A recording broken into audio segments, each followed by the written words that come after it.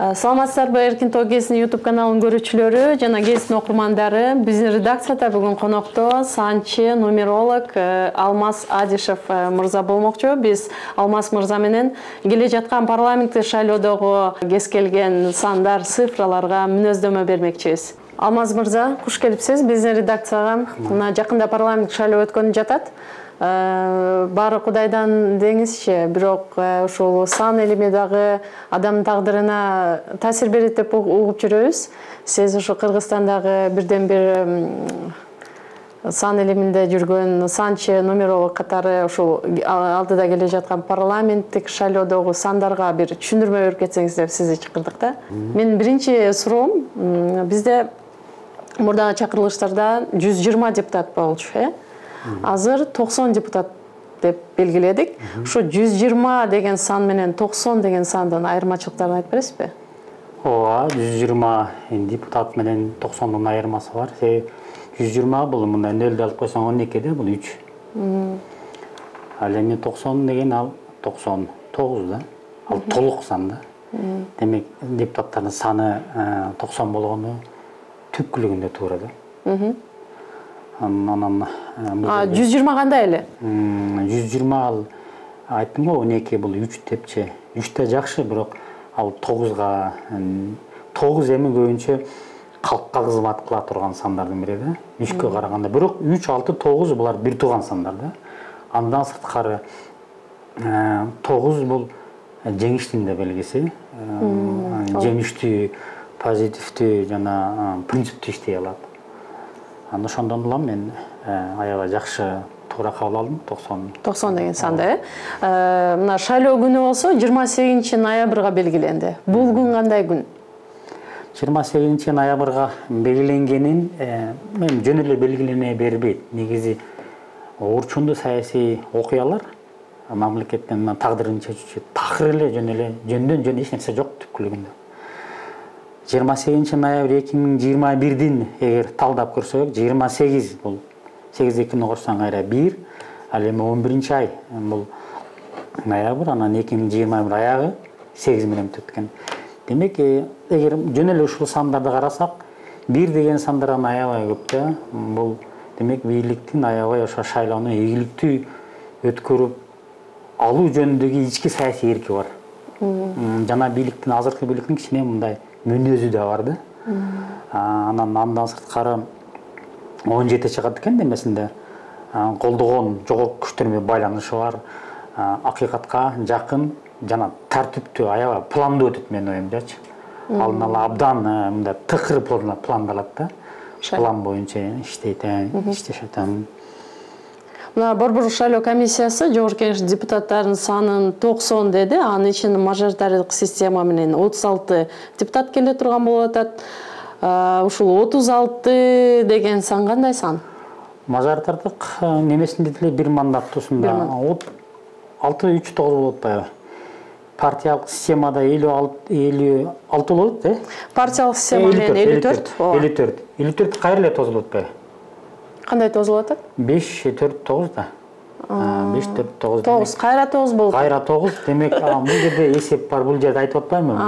Жөндөн жөн эле мындай бирөө оюна келе калып эле эриптет, анан булар 36 болсун деген жок да. Булардын артында эсептеп отурган илимий чөйрө бар. 9-9дан. Аягынын саны да 90, жалпы саны 90. Анан мажоритардык немесине дагы 36 бул 9, 54 кайра 9. Демек 3-9 келет атат. Демек бул шайлоонун мүнөзү абдан өзүнүн баягы беттеген максатынан тайбастыгын, аябай ошону көксөп тургандыгын билдирет. Анан бизге ошо парламент шайлоого катышуу ниетин 75 партия белгисиде, 75 саны кандай сан? Азыраак болсо жакшы болот эле чынында. Эми бул бир жагынан уят дагы да. Экинчиден 75 деген сан кандай? 7-5 бул 12. 12 бул 3. Бул 3 деген сан бул 3 бар жерде 3 бар деп коет. Бул жакшы сандарга кирет. Бул жакшы сан, демек. Эми булар дагы азаят да. Албетте, иргилет. Даже алардын аттарын билбейсиң да, эми чын келгенде ушундай баягындай чоң саясий шайлоолорго бир 2 же 3 эле партия барса болот. Элдерден деле баш айланып калат да, жол көп болсо иттин да башы маң болот дегендей элдерди көп мындай неме кылбаса да, кыйнабаса көп булар. 36 округга бөлүндү деп атабыз. Ар бир Бишкекте 4 округ, Ош шаары менен Ош облусунда 9 округ, Баткенде 3, Жалал Абадда 7, Таласта 2, Чүйдө 6, Нарында 2, Ысыкөлдө 3. Ушул сандар деле бирдей экен чү? Ооба, шайлоо округдары дагы неме эмес да, адамдын санына карайт. Санына карайт. Ана 36 округ болуп эле кайра 9 болуп атпайбы? Демек сандар ошол 0дөн башталып эле кайра 9дон бүтөт. 9 бул Кыргызстан, анан 9дан кийин сандар жок негизи. 0дөн 9га чейин сандарды биле албай жүрүп өмүрүбүз өткөзөт биздин. Ошон үчүн 9, 3, 6 деген аябай сонун келип атат. Мына мажоритардык бир мандаттуудан 36 кетип атат. Бул да 36 округ. Бул 3-6 деген эмне деген сандар? 3-6 бул бирин-бирине кошсоң 9да, 3-6, 9 негизи акчанын саны. Акчаны тартып, акчаны мындай көбөйтө турган сандар да. Демек бул да 36 округдагы жөндөн-жөн коюлган жок да. Демек шайлоодо биринчи кезекте шайлоодо финансылык ресурстар керек. Экинчиден ошол коюп аткан адамдардын партиянын популярдуулугу керек, эл алдына кадыр баркы. Үчүнчү албетте өтө кубаттуу команда керек. Ушул үчөө күчтүү болсо, анда шайлоодо өтүп чыгасың. Сизге да бир суроом бар да. Биздин азыркы президентибиз, 6-чы президент, буга чейинки президенттерибиз негедир 61 жашында тактан кулашышкан да. Ошол 61 деген санга мүнөздөмө берсеңиз, эмне үчүн 61де бийликтен кетишип атат? Себеби дегенде 6 деген санды эгер мындай чечмелесек, 6 деген сан бул мындай жердик кызыкчылыктар да, акча, мүлк, байлык, анан мындай дагы чечмелесек, бул мындай материалдык байлыкка келет да, көбүнчө бул ач көздүк, өтө эле жеке кара жаныңа миллиарддаган акчаны бөлүп ала керек болсо мамлекеттин мүлкүнө кол салуу дегенди билдирет да. Ушул 5 президент ушул 6дан өтө албай 61ге өтө албай кетти. Себеби 5 президенттен баягы ошол материалдык немеден чыга албай калышты да. Кызыкчылыктан чыга албай калышты. Азырда чыгылык, себеби 7ге чыкканда 7 жогорку сезим ал. Сиз санчы катары Кыргызстандын өзүнүн да санын аныктаптырсыз да? Кыргызстандын саны канча? Туулган күнү 31. 1 жана 3 деген сандан турат, туулган күнү. Аягына экөөнү сумалай келсең 4 деген сан чыгат да. Бул деген абдан мындай 4-түн планетасы Уран да, күчтүү планета. Бул оппозициялык күч деген сөз да. Кыргызстанда ошон үчүн оппозициялык күчтөр күчтүү болуп карама-каршылыкта болуп атпайбы? Андан сырткары 1 жана 3 деген сан турат. 1 менен 3 аябай жакшы иштешет. Бир күн планетасы, ал эми 3 аябай мындай ынтымакчылыктын белгиси да. Бир өзү башкаруучу, 3 бул аткаруучу. 1 бул президент, 3 бул премьер-министр. Ошондо экөөнүн гармониясы жакшы келишет да.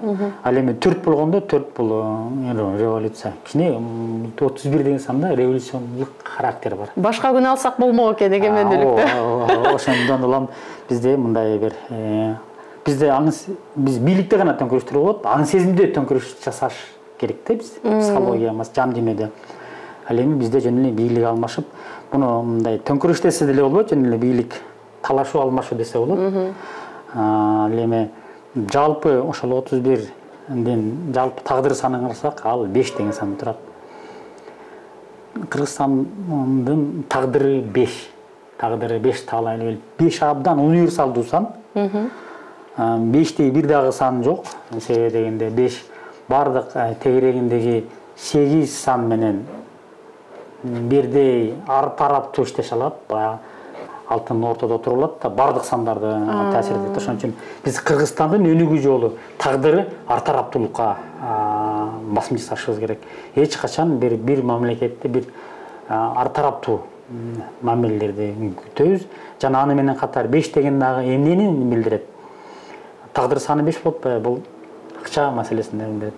Акчага кичине азгарылып, коррупцияга батат деген сөз бар да. Бул акчага сатылып кетет, акча кызыкчылар алдыга жүрөт деген дагы мүнөздөмө берет. оңой жол менен чоң суммаларга ээ болуу да, алыкча бийликти колдонуп деген. Өткөн шайлоо жөнүндө да айтсаңыз, 4 октябрга белгиленбеди беле 20-жылычы. Ушул күнү дагы мындай бир окуялар болуп кетти, мүнөздөмө берсеңиз? Мен ошо 4 октябрга белгиленген күндөн кийин эле мен радиодон интервью бердим. Жана ошо алар дагы ошо парламенттик шайлоого байланыштуу суроо бергенде ошол 4 октябрдагы шайлоо биздин урматтуу президентибиз ошол учурдагы Жээнбековдун тагдырын чечүүчү болуп калышы мүмкүн деп айтты. Эмнеге деп айтканда 4 деген санга туруп калды, аягы 9 дедим да. Аягы 9 болгондо 9дун мүнөзү бар же жок деген сөз да, баягы жеңет же жеңилет деген сөз. 4 бул революциянын саны турат да. Карьераны токтоштурат да. Ошондо ушул өтө чоң сыноодон өтпөсө калды деген өтпөй калды. Демек цифралар кадимкидей эле адамдын тагдырына, карьерасына, ден соолугуна, деги эле жашоосуна абдан таасир этет да. Эми төгүлдүн өлгөнгө чейин материалдык муктаждыгыбыз көп да биздин. Ошон үчүн нөлдү колдонбой, ошо нөл анулөөнө материалдык неме канча иштебейт. 4 иштебейт, жана 8 иштебейт. 4 бул чектелүүлүк. Чек 4 бурчтук да мындай. Ооба. Ичинен чыга албай эле жүрө бересиң. А эми 8 болсо изоляция. Бул немеден чыга албай каласың да. Демек телефон номерлерде 0, 4 жана 8 сандары жок болсо жакшы болот экен да. Рахмат Алмаз мырза, биздин редакцияга келип кызыктуу маек куруп бергениңизге чоң рахмат, ыраазычылык билдиребиз. Келе жаткан парламенттик шайлоо тынч, адилеттүү өтсө деп тилек кылалы. Анан сиздин айтканыңыздай, ушул 9 саны көбүнчө туш келип атат парламенттик шайлоогочу. Жеңиш болсун дайыма, жакшылыктар болсун. Рахмат сизге.